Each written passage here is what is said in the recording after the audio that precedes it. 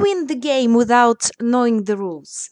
Hello, my dearest friends. Svetlana Shlapak, the founder of ukvisasuccess.com is here.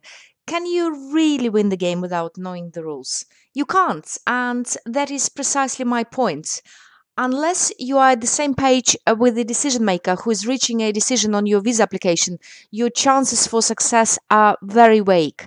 And that is precisely why I've created this Know the Rules to Win the Game video series where I'll be deconstructing all major UK immigration categories.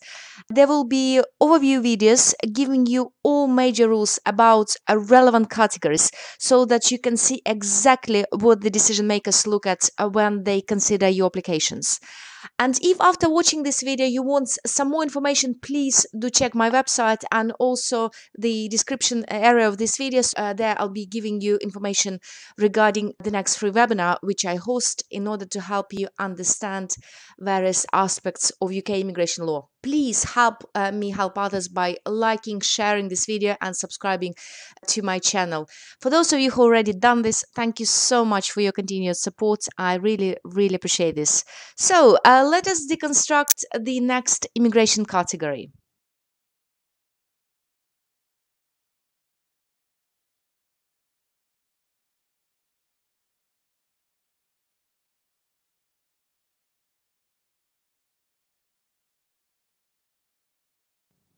Let me tell you a story. There was this couple, Lisa and Ben, who met in 2010. Ben was a British citizen and he met Lisa when he was on a holiday in her country of origin. Lisa was from a visa national country, which means that she needs a visa to come to the UK. Very soon after meeting each other, the couple's friendship blossomed into a romantic relationship and they got married in 2011 in Lisa's country. They made an application for Lisa to enter the UK as a spouse of a British citizen and live here with Ben. However, the application was refused for whatever reason. So Lisa continued living in her country of origin and Ben visited her as often as his employment commitments in the UK allowed him to. At the beginning of 2012, the couple's daughter Betty was born and they made another application for Lisa and Betty to enter the UK, which was granted this time for 2 years from May 2012 until May 2014.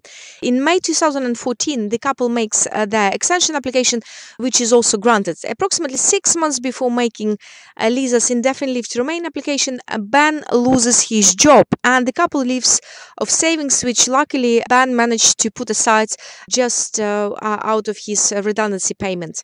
In January 2017, Lisa submits her indefinite leave to remain application, and there is a long delay in considering her application. After numerous chase letters, Ben finally gets a letter from the Home Office stating that although the application is still under consideration, the Home Office is considering to refuse the application because they suggested in their letter that they don't think that the couple meets the minimum income requirements under Appendix FM, which is understandable because he's lost his job just before applying.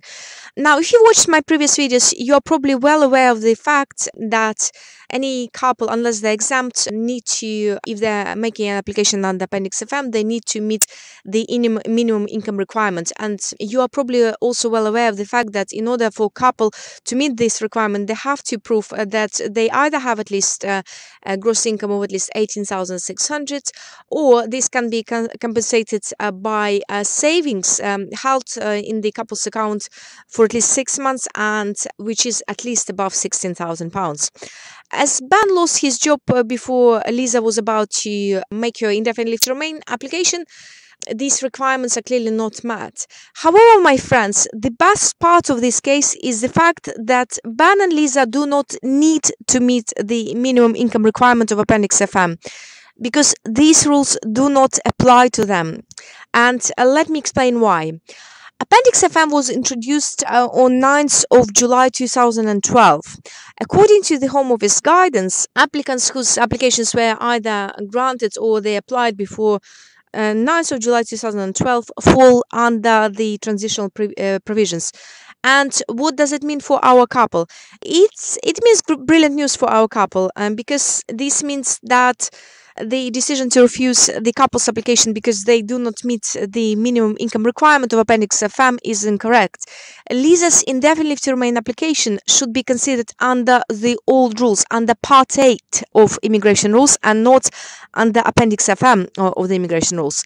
And the parties, all parties, anyone, unless they're exempt, applying under pre-Appendix FM rules are required to show that their spouses were, are, and will continue to be adequately maintained. The financial test for adequate maintenance is significantly lower than the minimum income requirements. And the formula for calculation is this: A minus B equals or more than C, where A is income and it can also be savings. But remember, there is no, because these are pre Appendix FM rules, there is no requirement for couple to have at least £16,000. So any amount of savings should be taken into consideration. B, it's housing costs, which is rent, mortgage payments, and council tax. And C is the amount of income support, which is an equivalent to British family of the same size as the applicants. And if the old rules apply to you, you can find the link below and ask me to send you the links to old rule guides, just to see how, because they have they give really helpful calculations of how they make calculations under the old rules. So if you are in this position, by all means ask me. I will send it to you absolutely free. And please always check if the rules apply to your case, because it's always easier to meet the financial requirements under the old rules as opposed to the Appendix FM rules.